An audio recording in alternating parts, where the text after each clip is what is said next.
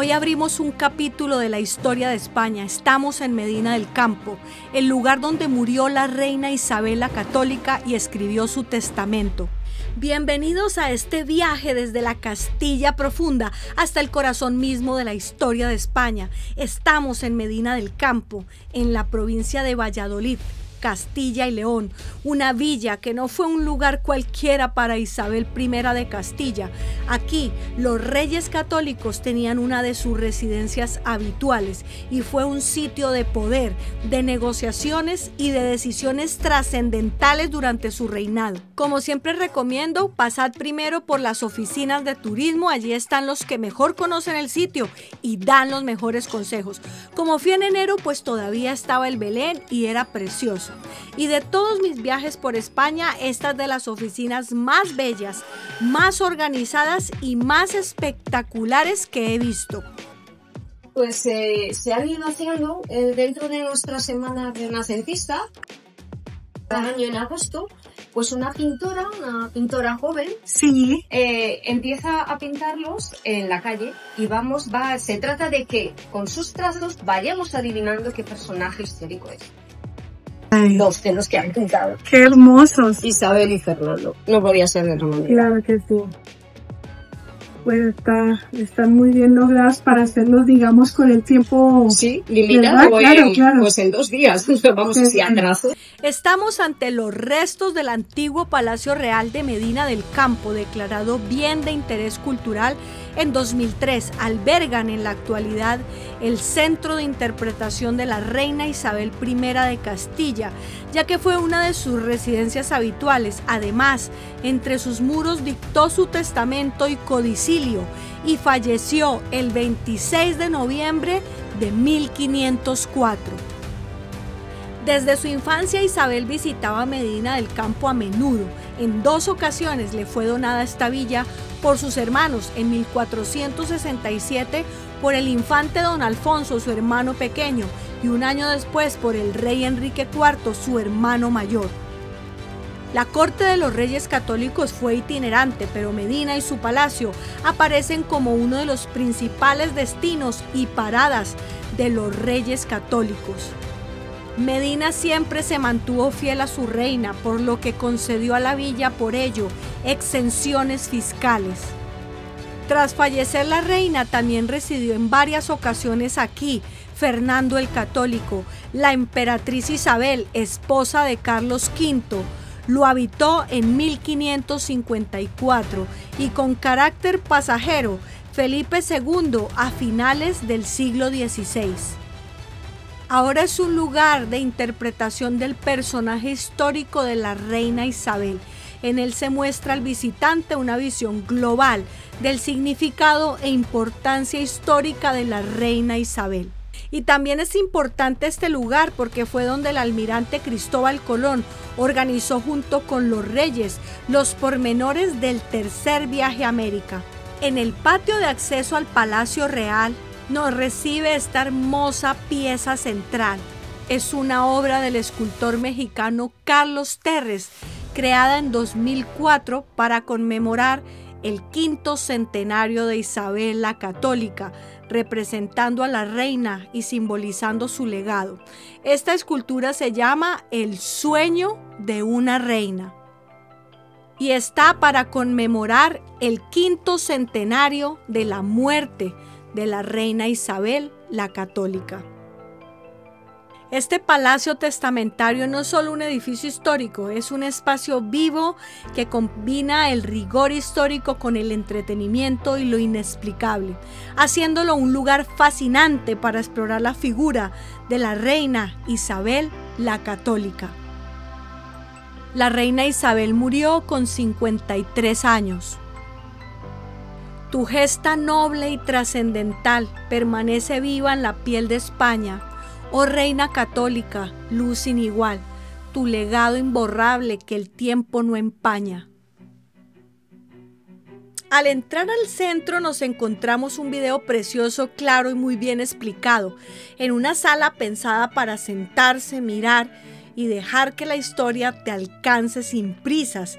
Pero lo que más me gustó fue ver todo el linaje de los Reyes, contado con dibujos, con ilustraciones infantiles, bonitos, sencillos, emocionantes, porque la historia es apasionante, aunque muchas veces nos la han contado como si fuera un castigo. Y aquí se nota que alguien pensó en los niños, en despertarles la emoción y no el aburrimiento, y eso de verdad se agradece. Este palacio fue escenario de grandes acontecimientos históricos como nacimientos de reyes, bodas y recepción de embajadores extranjeros. Este lugar está lleno de tesoros. Aquí tenemos el escudo del infante don Fernando. Y también tenemos aquí una copia facsímil de la bula papal que le permitió el casamiento con doña Leonor Urraca. Y también la copia de un privilegio rodado, por la cual se le concedía al infante Fernando la villa de Medina del Campo. Y aquí tenemos las primeras ordenanzas de aposentamiento de feriante de las ferias de Medina que instituyó doña Leonor Urraca. Y toda esta sala está dedicada a Fernando de Castilla, pues él nació en 1380 en este palacio. Y sin ser aún rey, encabezó esta temible batalla, la toma de Antequera en 1410. Era una fortaleza nazarí clave en el corazón de Andalucía y cayó tras un asedio largo y durísimo. Fernando de Antequera no solo conquistaba ciudades, también inventaba símbolos. Y aquí tenemos el símbolo de la Orden de la Jarra y el Grifo. La jarra contenía lirios blancos, flores imposibles de manchar. Y la criatura mitológica, mitad águila, mitad león, vigilancia, fuerza, nobleza, sin sueño. El caballero no solo lucha, responde ante algo más alto que él. Fernando de Castilla y Urraca, su mujer, fueron para Medina raíces y alas. Los reyes católicos dejaron dispuesta la combinación de sus armas para formar su escudo, que era único para ambos. Este escudo mostraba la soberanía que ejercían. Aquí el retrato de la reina de Juan de Flandes y una exposición muy interesante sobre lo que comían los reyes. Solo les diré que parece que los vinos de la tierra de Medina estuvieron bajo la protección de la reina. Isabel la Católica fue la mujer que convirtió un reino dividido en un proyecto con pulso propio. Gobernó con fe y con hierro. Cerró una Edad Media exhausta y abrió, casi sin saberlo, un mundo entero. Unió coronas sin fundirlas, impulsó autoridad donde había caos, llevó la frontera hasta Granada y el horizonte hasta América, y murió sabiendo que España ya no era solo tierra, sino destino. De este centro de interpretación histórica, una de las salas más espectaculares es esta que nos habla del tercer viaje de Colón, y que les animo a todos a conocerla porque cuenta datos increíbles de los cuales no les voy a hacer spoiler.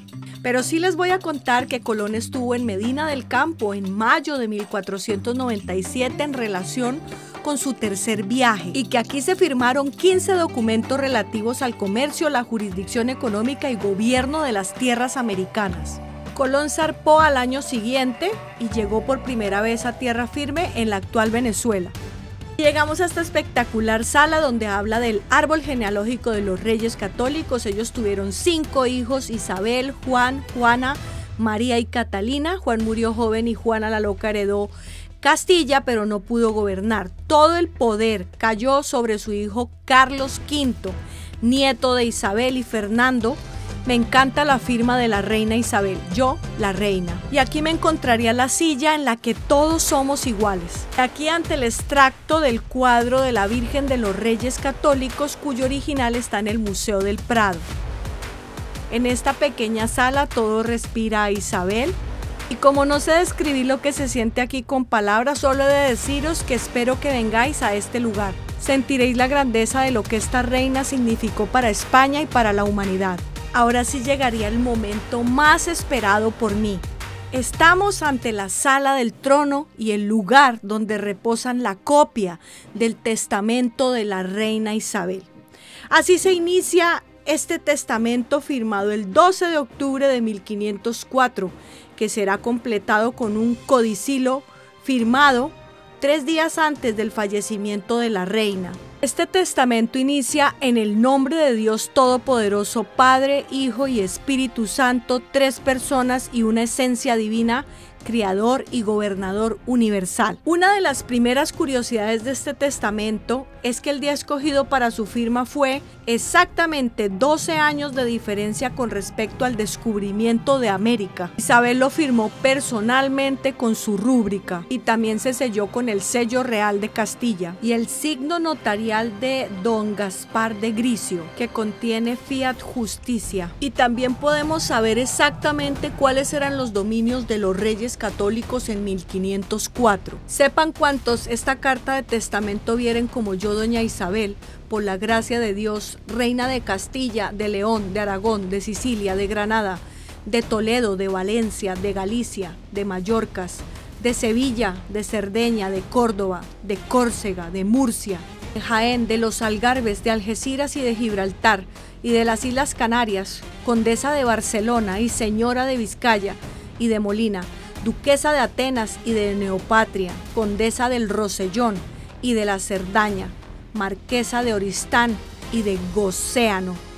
Y para que no se pusiera en entredicho su entendimiento, escribió: estando enfermo mi cuerpo de la enfermedad que Dios me quiso dar, y sana y libre de mi entendimiento, ordeno esta mi carta de testamento y postrera voluntad, queriendo imitar al buen rey Ezequías, queriendo disponer de mi casa como si luego la hubiere de dejar. Y quiero y mando que mi cuerpo sea sepultado en el monasterio de San Francisco, que está en la Alhambra de la ciudad de Granada, rodeada de religiosos y religiosas de la dicha orden, vestida con el hábito de bienaventurado pobre de Jesucristo San Francisco, en una sepultura baja sin adorno, salvo una losa baja en el suelo, llana, con sus letras esculpidas en ella, pero quiero y mando que si el rey mi señor eligiera sepultura en otra iglesia o monasterio de cualquier otra parte o lugar de mis reinos, que mi cuerpo sea allí trasladado y sepultado junto con el cuerpo de su señoría, porque el ayuntamiento que tuvimos en vida y que nuestras almas, espero en la misericordia de Dios, alcancen en el cielo, lo tengan y representen nuestros cuerpos en el suelo. Y en el testamento del rey Fernando también establece que quiere ser enterrado junto a Isabel en la capilla real siempre y cuando las obras hubiesen finalizado. La reina pidió también que el dinero que se iba a dedicar a sus exequias se destinara directamente a vestir a pobres. Leyendo su testamento se puede concluir que la reina era una persona muy organizada y también previsora. Quiero y mando que si falleciere fuera de la ciudad de Granada, que luego sin detenimiento alguno lleven mi cuerpo entero como estuviere a la ciudad de Granada, y si acaeciere que por la distancia del camino o por el tiempo no se pudiera llevar a dicha ciudad de Granada, que en tal caso lo pongan y depositen en el monasterio de San Juan de los Reyes de la ciudad de Toledo. Y si a la dicha ciudad de Toledo no se pudiera llevar, se deposite en el monasterio de San Antonio de Segovia. Y si a la dicha ciudad de Toledo ni de Segovia no se pudiera llevar, que se deposite en el monasterio de San Francisco más cercano de donde yo falleciere, y que esté allí depositado hasta tanto no se pueda llevar y trasladar a la ciudad de Granada.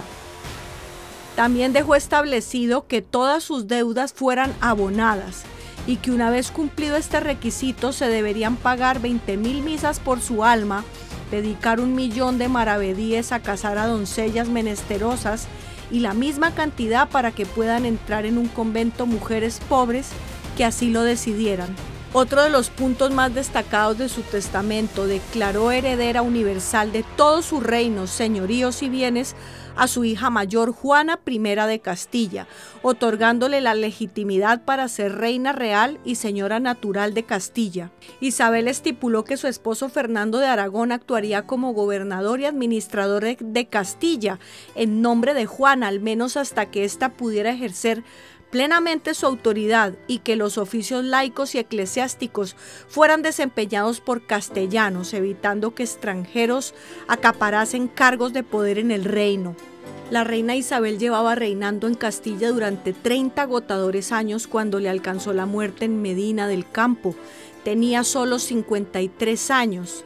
Después de superar numerosas dificultades, guerra contra los partidarios de Juana la Beltraneja, el momento de su muerte, los obstáculos del reinado y su insistencia por desplazarse siempre montada a caballo por los lugares del reino habían afectado gravemente su salud, tanto a nivel físico como psicológico, sobre todo a raíz de la prematura muerte de 2 hijos y un nieto en torno a esas fechas. Según los síntomas descritos por las fuentes de la época, la castellana falleció de una hidropesia, retención de líquidos en los tejidos, a consecuencia probablemente de un cáncer de útero. Todavía en la actualidad existen dudas sobre la dolencia que consumió a la reina en un plazo de 3 años, desde que se mostraron los primeros síntomas. La descripción de la enfermedad que hace el humanista Pedro Mártir de Anglería respalda la versión de que fuera ese tipo de cáncer. El humor se ha extendido por las venas y poco a poco se va declarando la hidropesia. No le abandona la fiebre, ya adentrada hasta la médula.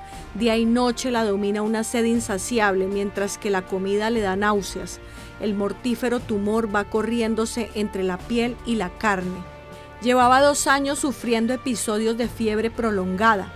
Por esas fechas se le hincharon las piernas, aumentó de peso y le aparecieron úlceras en las extremidades, las cuales fueron atribuidas a sus viajes a caballo. El doctor determinó que esta dolencia estaba provocada por cabalgar en exceso durante las campañas militares en Granada, un ejercicio de especulación médica que va más allá de las pruebas disponibles. De las cosas más impactantes para mí que dejó una instrucción muy clara a la reina fue sobre los pueblos indígenas de las tierras americanas que España había empezado a explorar y gobernar.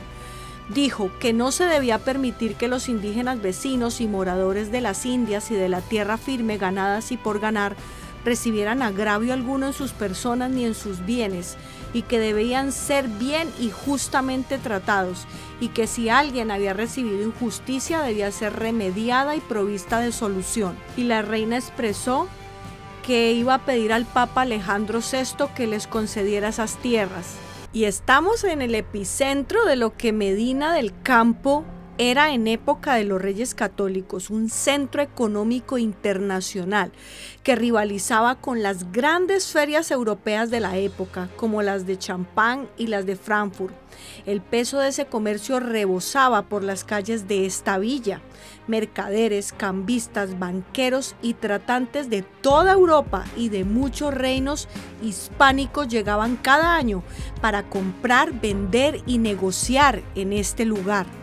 La gama era amplísima: paños finos, sedas, lienzos, encajes, bordados, especias orientales, vinos, metales, obras de arte y libros impresos, justo en el momento en que la imprenta empezaba a transformar la cultura y el comercio de las letras. También su componente financiero, hacer pagos, préstamos y cambios de dinero. Bancos y cambistas de Flandes, Italia, Portugal, Francia y otros lugares se daban cita aquí, lo que convirtió a Medina en una especie de bolsa internacional adelantada a su tiempo.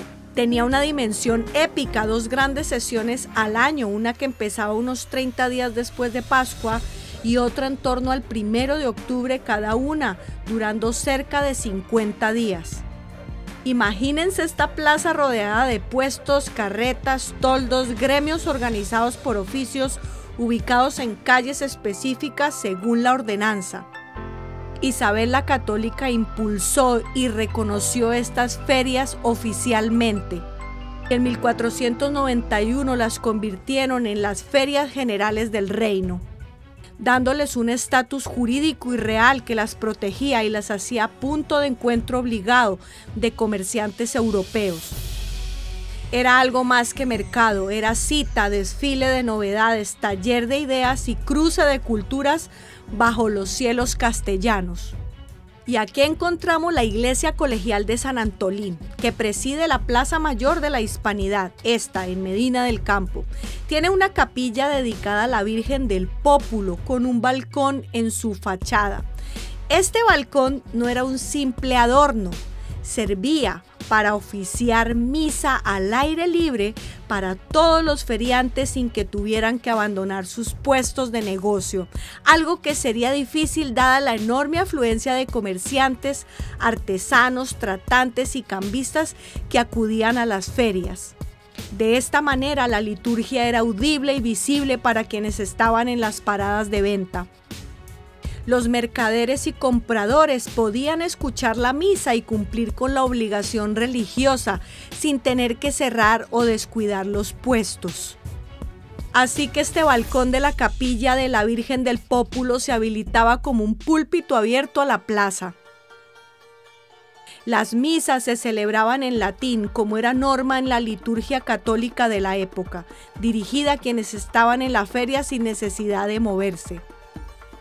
El balcón es un reflejo de la importancia de la fe en la vida cotidiana del siglo XV y de cómo la iglesia y la comunidad se adaptaban mutuamente a las necesidades sociales y económicas de uno de los centros de intercambio más poderosos de Europa. La iglesia de San Antolín tiene sus orígenes antiguos, mencionada por primera vez en documentos de 1177.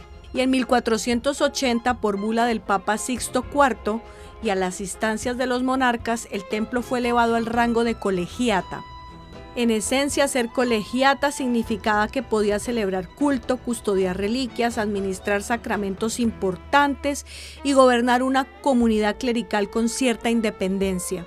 Ahora nos dispondremos a descubrir otro de los tesoros más impresionantes que guarda Medina del Campo, el Castillo de la Mota. Sus murallas, torres y patios han sido testigos de intrigas, defensas, reyes y prisioneros. También fuimos a conocer unos hallazgos arqueológicos que se han encontrado de un asentamiento que llegaría a ocupar toda la superficie de la Mota, y también se puede conocer los restos de una primitiva muralla del siglo XII. Este impresionante y hermosísimo castillo es una fortaleza medieval monumental situada en la villa de Medina del Campo. El nombre La Mota procede de su emplazamiento sobre un cerro natural, una mota, que le permitía dominar visualmente toda la villa y la extensa llanura que la rodea. Su origen respondió a las necesidades defensivas de la repoblación cristiana en la Baja Edad Media y al control del territorio en un periodo de disputas monárquicas y expansión del poder real en Castilla.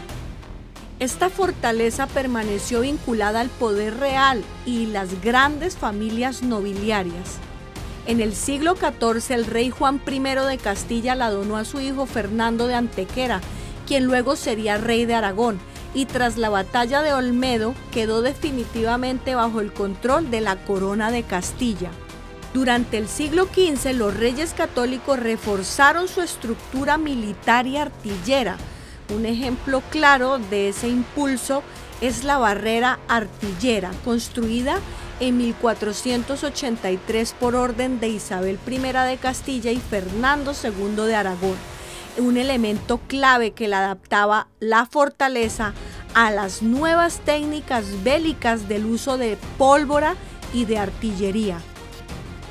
Desde su construcción y desarrollo fue una fortaleza militar destinada a proteger el territorio y asegurar la autoridad del rey en una región estratégica de Castilla. Pero su importancia no se limitó a eso. El castillo también sirvió como archivo real en determinados periodos, prisión de Estado como de Hernando Pizarro, César Borgia o Juana Castilla, la llamada Juana la Loca, la hija de la reina Isabel. También fue un centro artillero militar, se reforzó para albergar armamento y adaptarse a la defensa moderna de la época, algo relevante en un momento de transición en las técnicas militares europeas.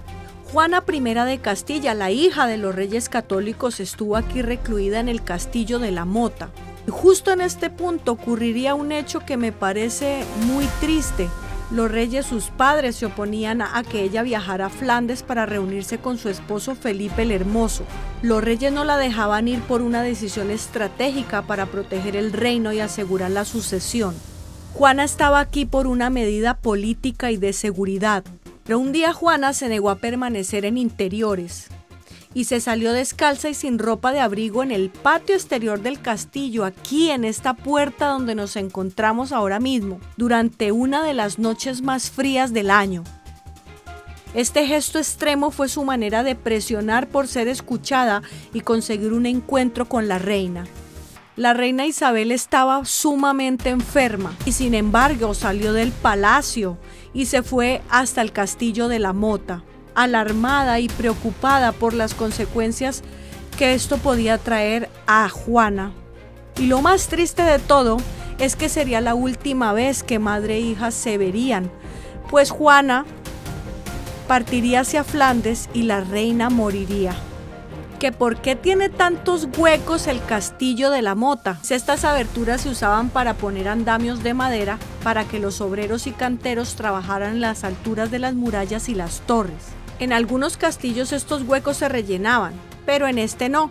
Y de las cosas más interesantes que me parecieron de esta visita guiada fue conocer todos los túneles que crearon los reyes católicos, toda esta estructura portentosa de túneles y ventanitas por las cuales todos los soldados disparaban. Los reyes adaptaron esta fortaleza a las nuevas técnicas de guerra con artillería que estaban cambiando el arte militar en toda Europa. Todo este sistema se creó para defenderse de armas de fuego y cañones.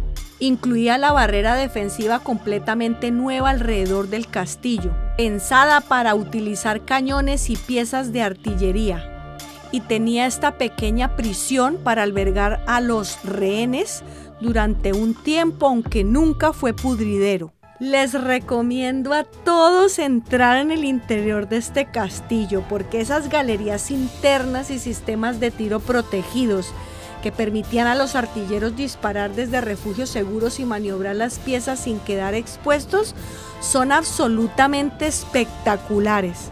El castillo de Mota se convirtió en uno de los primeros castillos de Europa preparados específicamente para la guerra con armas de fuego y artillería. Y por eso pasó a ser considerado una referencia militar avanzada en su tiempo. Como a día de hoy este es un espacio histórico vivo, dentro está la capilla de Santa María del Castillo, una espectacular exposición donde se muestra una reproducción a gran escala del famoso Mapamundi de 1500 de Juan de la Cosa, acompañado de paneles y contenidos explicativos que contextualizan su importancia histórica dentro del recorrido del monumento. Y sin duda les recomiendo a todos subir a la Torre del Homenaje, donde se encuentra este hermosísimo repostero lleno de los símbolos de los Reyes Católicos y del tercer viaje de Colón, una preciosidad. Esta torre tiene 40 metros de altura y 5 plantas. Y este saloncito precioso que se llama el mirador o peinador de la reina me encantó, que se dice que aquí pasaba largas horas la reina Juana. Todas estas plantas inferiores están restauradas y sinceramente me sentí muy feliz de que este castillo esté así de bien cuidado, de bien mantenido y realmente vivo histórica y culturalmente. Así que yo les pido a todos que acudan en masa a conocerlo y a entrar en él, porque es un verdadero tesoro del patrimonio nacional. Y sin lugar a dudas, la joya de la corona es estar aquí, en la parte más alta de la torre, que tienes vistas espectaculares de Medina del Campo. Desde el lugar más alto de la torre del castillo de la Mota, agradezco a Medina del Campo por tanto y por permitirme pisar realmente la historia. Tocar la memoria de la gran reina Isabel, a quien admiro y amo profundamente, es un regalo que me estremece hasta el alma. Con mi corazón lleno de gratitud, los espero en mi próxima aventura.